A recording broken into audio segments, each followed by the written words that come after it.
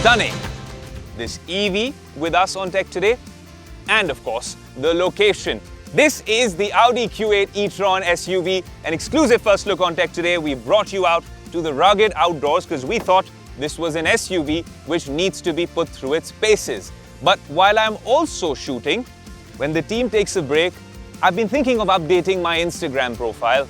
And of course, I write tech geek, auto enthusiast, I love food, I love fitness. And I thought, let's make it sound a little woke, a little smarter.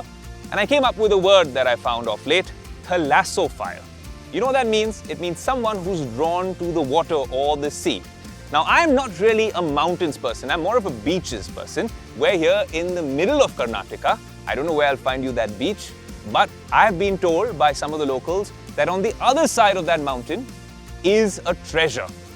And I can satiate my need of being a thalassophile. You learned a new word on Tech Today, but let me tell you more about this absolute beauty and beast while we head out on a classic Tech Today road trip.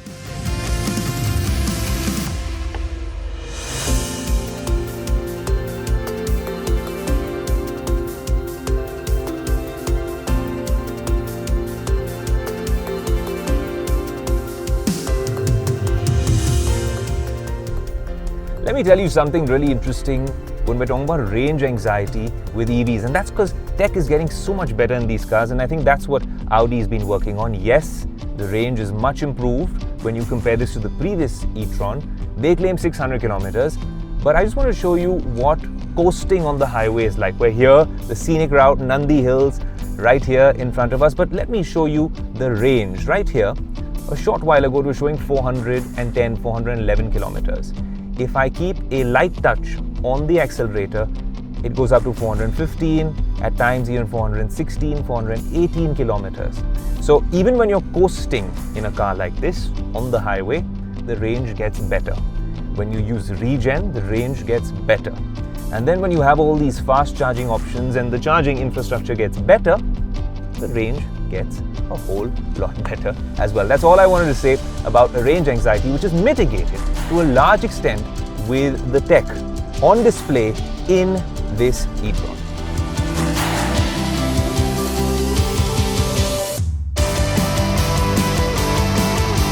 While the cabin is fairly insulated, and when you're driving the car, it really grips the road, very planted on the turns as well, and responds to even a light touch on the throttle. One thing about the Q8 is if I want to invest in an SUV, I want a slightly more commanding presence on the road. But for now, I think it is very comfortable to drive. That said, I'd be happier if it was a little higher and the design was a little bolder.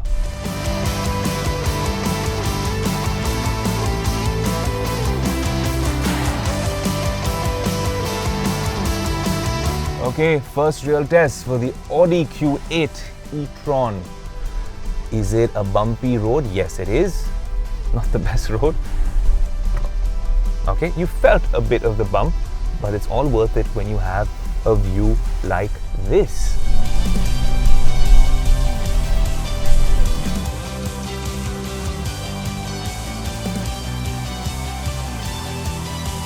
This is genuinely why they say perks of the job when you are getting to review all these big boy toys. Greenery galore, verdant scenes all around us in this silent SUV. When you open up a GPS app, and not the Audi app, which we'll talk about shortly, most GPS and weather apps tell us we're in rural Karnataka. We're not too far away from Bangalore. I'd reckon 1.5 hours away, and it's incredibly silent on this weekday morning. Now, when you're driving this particular EV, it's also very silent. So a lot of EV manufacturers around the world find it, well, they understand that it's a little unsettling for us petrol, diesel vehicle driving enthusiasts. So what they've done is they've tuned sound profiles in many EVs. Now, you saw the i7 tuned by none other than noted Hollywood composer Hans Zimmer. That was something unnatural because you had all sorts of sounds with different modes. This one is, well, of course, an SUV, but the minute you do put your foot on the throttle, on the accelerator, it sounds like a spaceship.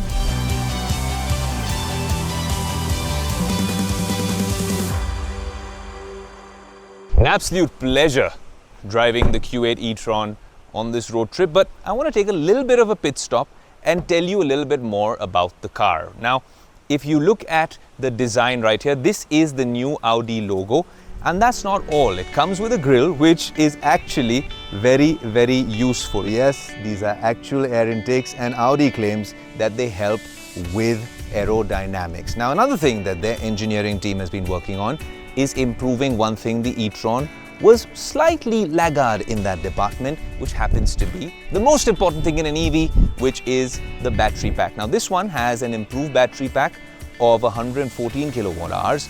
And in terms of charging, one thing that I really like is a simple design thing. Reminds me a lot of how, well, Dyson does stuff. Join me on this side and you'll see that this is a double roll. We have another charging flap over here. So yes, the fact that there are charging flaps on both sides is something they've continued from the previous e-tron to this particular piece. And that's a concept, a design language concept called simplexity, which is largely simplifying all the complex tasks using engineering, design, and tech hacks like this one. It's very, very useful. Coming back to, well, the OG on this side, very useful. And I'll tell you a little bit more about charging tech right over here. Now, if you want to juice up this particular e-tron, it's possible now in 30 minutes because they have improved their batteries by a fair bit. The Sportback has nearly 600 kilometers of range, and so does the SUV. The range improvement is nearly 32% this time around, almost 100 kilometers more. And how have they done this? They've essentially done this by increasing the density of the battery, and it's, well, a way in which they do battery stacking. Now, that's just their little bit of German engineering at work, but what it largely means for all of us is a lot more range, which makes our road trip, the rest of this, possible with minimal range anxiety. So you have two charging flaps, but there's two ways to charge this car. Of course, there's AC charging and DC charging.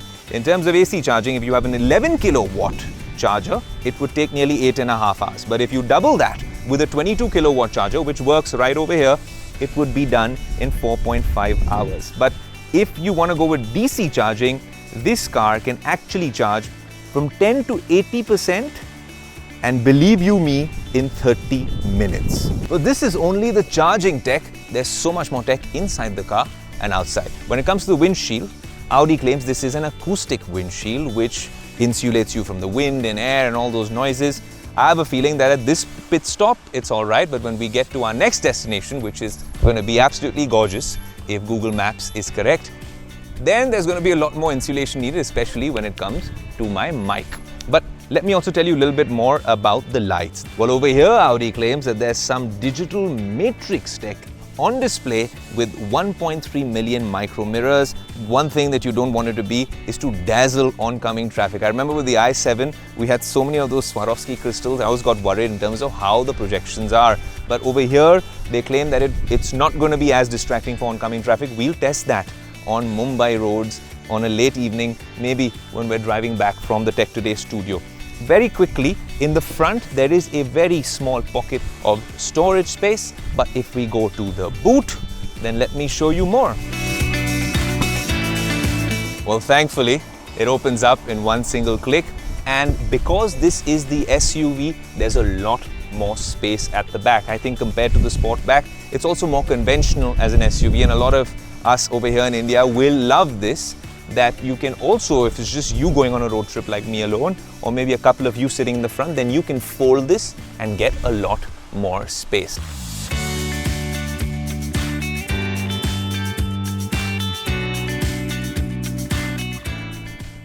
The minute you get into the cockpit of the Q8 e-tron, it looks quite familiar. But of course, when I say familiar, I say it in a good way because it's premium, it's got that rich feel, and you feel like you're in control. There's no real distractions when you sit in an Audi.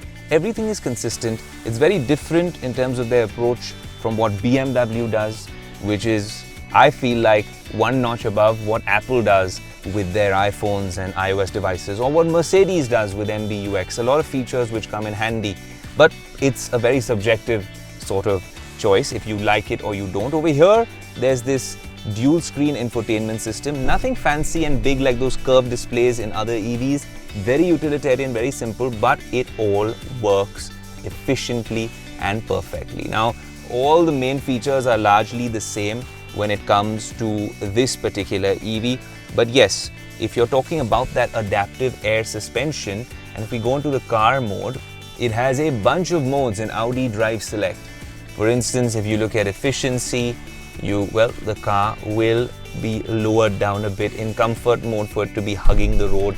Dynamic, so it'll be much lower, hugging the road, and then obviously changing as the geography changes. And then if you go on off-road, the car is automatically raised, and you'll see that the car is visibly being raised. If you look at the range mode, the range changes in all of these, right? If you are in this particular mode with 33 kilometers more of range potential because the air conditioner is on. For instance, if I was to switch off the air conditioning, let's see what happens over there. So now I switched off the air conditioning and the range potential has gone to 0. That's because there's no real way for me at this point to perhaps increase the range of the car. Now, range mode helps you to maximize the remaining range by limiting the speed. So that's perhaps one way in which you can obviously increase the range. If we're clicking on range mode, this changes everything in terms of the drive experience. Over here, obviously, you're talking about all the drive modes of the car. You do have these hard touch buttons which you can use for drive select. The minute you select this, you go back into that same mode. You can put traction control on and off from here. The best part about the design of this particular vehicle is this. So if you're traveling on your own and you don't have anyone for a road trip, as romantic as the scenery might be, this is the one hand you can rely on. And it's not just about, well, a drive into the sunset. What's amazing about this is that if you flick the gear knobs, it is the easiest with one hand driving, one hand on the steering wheel, and then of course P, R, N, D and sport mode all available over here. So this technically, if I put the car in drive, is my driving position. I'm going to stop just again over here because we're inside a closed sort of setup, so we can have a nice chat with you about the car. Yes, 360-degree cameras and all of that. And what I really like about this particular setup over here is that in this cluster over here, you get the range, and the range, like I showed you earlier, keeps going up. If you're using this particular knob right here, you get the consumption, short-term memory, what kind of average or mileage this EV is giving in terms of kilometers per kilowatt hour, and of course long-term memory as well. You can change the view, you can perhaps get your data laid out very differently depending on what really matters. But it's nothing like the other German luxury EVs. I mean, we saw what the BMW i7 is capable of with that AR sort of heads-up display, and then the AR projections here giving us turn-by-turn navigations. None of that. Like I said, no distractions. This is a car that you can be confident about. One, because it's an Audi, you can take it on the road without those distractions. And more importantly, when you do take it on the road, now that they've mitigated range anxiety, that really does go a long way in making you feel a lot more confident about this car.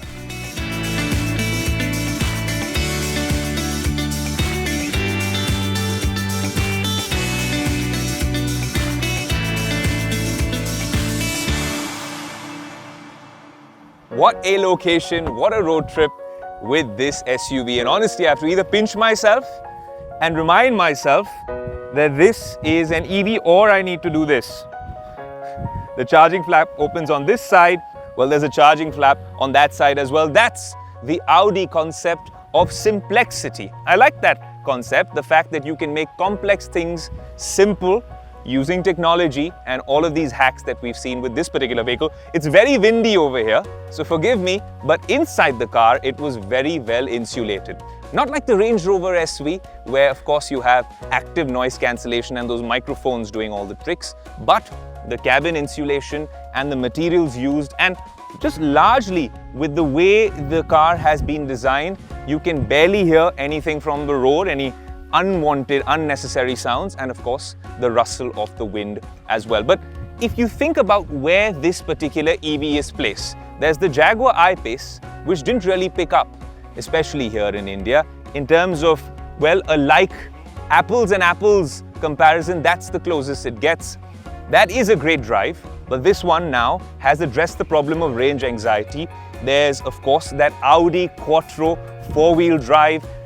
That entire vibe which we're getting over here is only possible with this particular SUV. There's also a sportback version of the car which I think looks really slick, and we had some time with that EV as well. But the SUV seems like the more practical option, and of course with India's obsession with SUVs and the Q lineup for Audi, which has done really well over the years, I think this is an EV which we will see on the roads. I actually hope to take this to Mumbai very soon, maybe the Sportback, and see what it's like with some of these modes, some of the engineering, some of the tech, and of course drive this at night to see what those matrix lights are all about. But all in all, it is very consistent with that Quattro philosophy and all of these small tech hacks. I think the Q8 e-tron does a fantastic job, especially when you're taking it out for a road trip. If you like the video, do like, comment, share and subscribe.